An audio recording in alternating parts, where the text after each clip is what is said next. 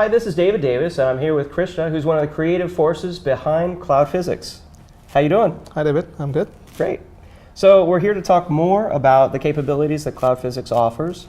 And I know one of the best features of Cloud Physics is the card builder, where you can create your own custom cards, almost like a graphical report writer for performance analytics and decision making in your virtual environment. Okay, so tell us a little bit about it. Yeah, so Card Builder was a tool which we decided to build because initially we were making our own set of cards. And then we thought that customers have their own unique set of requirements. In each and every organization, the problems that you're trying to solve is different.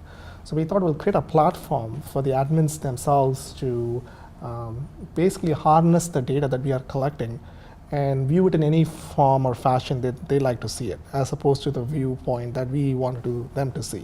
So if you look at any reporting functionality that is available today, the person who built the report has designed the view for you. What he or she thinks is the best view for you. But now with the card builder, you can create the reporting in any fashion or any way you want it with zero scripting knowledge required. Basically just drag and drop, and we automatically figure out the relationship between the properties that you're querying, and we automatically will query the data with zero impact on your vCenter too, because the card builder queries are running against our cloud backend and not against your vCenter. So you can really query massive amount of data without having zero impact, without having any impact at all on your vCenter. Nice. So instead of me showing some of the cards which is already pre-created. How many cards are out there that are? So there is a card store that we launched just before VMworld, and we basically invited the community members to contribute cards. And we had a mini contest going on, and within like 2 weeks we had like over 200 card submissions from different people. And you can browse them in the card store today. Some of the cards has been created by like Duncan and Frank. Some of the cards has been created by the customers from various different organizations. And previously, the information that is available in the card would appear in some VMTN forums, or it might appear in a blog post, and you have to download the PowerCLI script, you have to customize it, and then you have to run it against your infrastructure. And if you're not an expert programmer, you may run into issues. Now all of that is gone. Now if you want to run any of these queries, all you have to do is come to the card store, just click on Add to Deck, and you're done. What I like about this is, I could learn a lot. I think a lot of admins could learn a lot just from these cards that obviously, other admins around the world feel are valuable things to look at in their environment. So, new VMware admins, they might go to a webinar or read a book on performance and remember one thing. Oh, I'm supposed to look at CPU ready. Okay, so I'll just look at CPU ready. But obviously there's a lot more, to it than just that. And I even see some valuable things like, cost calculator for VCHS or Amazon Web Services, or things that aren't specifically related to performance analytics, which is what I think most people associate with Cloud Physics. Yes. So all the cards comes with a description, so you know exactly what the card is going to do. So even the author of the card can put instructions saying how do you use the report, what information you should look for. They can put all of that today. So why don't we go and create a simple card in the card builder. So you just come to card builder, you do build a new card, and then we show all the properties that we collect. So currently we collect over like close to 300 different metadata about your data center, and you can drag and drop any of them. So let's say you're doing performance troubleshooting. The things that you would look for is you look for the VM name. So you can drag and drop the VM name. And you may want to know on which host it is running. So you may want to query the host name. So the DNS host name. And then you say, I want to know how many vCPUs the VM is using. So using search for CPU. And then you can see the VM CPU count. And you can search for how much memory the VM has. And then you can drag and drop memory. And then you can put a filter saying, I don't want to see all my VMs. If you have like 5,000 VMs in your infrastructure, you don't want all of them. You may want to see only VMs which has a specific vCPU count. So you can put a filter saying the CPU count of the VM should be greater than 4, for instance. And then you can say the VM should be powered on.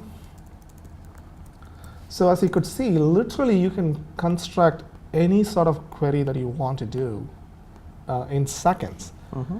And then you can run this query against any vCenter. Basically, you've created a template. Now you can run it against any vCenter. And literally in seconds, you get a report.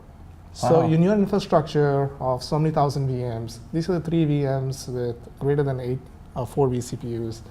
And that's the memory that you've allocated. Now you can sort this information, you can search this information, and whatnot. Now, this is just basic configuration data. What we also have added now is performance data.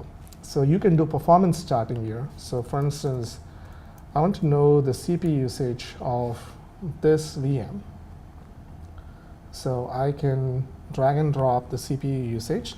I can drag and drop the ready time of this VM. And I can tell that's performance data because that little icon on the Yes, left looks like a little Yeah, speedometer. speedometer. And we also, you can mash it up with your host metrics. So previously, this kind of mashup is not possible to do unless you are a scripter. In vCenter, you can look at them as separate entities, but now you can mash it up with any performance metric. So what I'm going to mash it up now is mash it up with the host CPU demand average and host ready time. So what this allows you to do now is get a quick view of all your critical VMs and the performance data of that VMs, and you get a quick overview of the VM's current CPU usage and its CPU usage in relation to its host CPU usage. And this literally was done in seconds, and as you could see, there's no coding, nothing. You just drag and drop, you get your report. You can export this value into a CSV. Oh, very nice. So people previously used to write scripts for it. Yeah. So now you can export a CSV. Let's say you want to pull this for a month. You can do it for a month. So basically what we have done is we have liberated the data access for the users. Once you make the data access so easy, then it enables people to do some new analytics. Previously, these analytics were impossible to do because the data access was slow, it's cumbersome, you need to have skills to do it. Now all of that is gone. So Very impressive. And I have to point out, not only was it easy, the report is actually very beautiful. The user interface is very nice, something I like to use versus some other tools that have 1990s looking Yeah. user interfaces. So this is just a start of, we're just barely scratching this capability in Card Builder. So we're going to have a lot of functionality. For instance, you can filter based on the CPU usage average as opposed to the number of CPU count. So we do the automatic math for you, and you can run a query saying, show me all the VMs where the average CPU usage is greater than 70%. Today, to get a list like that, it's impossible to do because you have thousands of VMs. You have to manually look at all those VMs CPU utilization and then figure out which ones are consuming CPU. So now we can do that. And so we think this is a game changer in many, many ways because the mashup functionality that we have allows you to create some complex rules which ties the relationships of your VM with other objects. Like, for instance, the VM running on a particular data store with an NFS version with a free space less than whatever. You can create such queries, which is not possible today. Yeah, yeah. And then so once I create a card and I want to keep using this card, what are the different ways of saving it or sharing it? So it's pretty simple. So just like any other card, you can pin it to your deck. So first you constructed a query. Now you can save it. When you save, you can say my performance card, and you can give some description. You can put tags and whatnot. And once you saved, it's going to appear in your